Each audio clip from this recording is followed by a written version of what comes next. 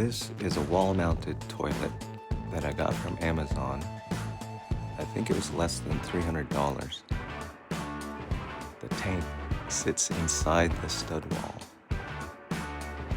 I covered the tank with cement board and then later on ceramic tile. There's a pump that pumps away the waste, and I have it on the other side of the wall.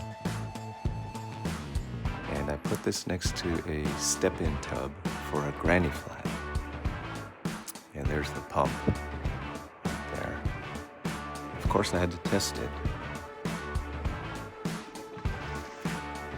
Leave me a comment if you want some more info.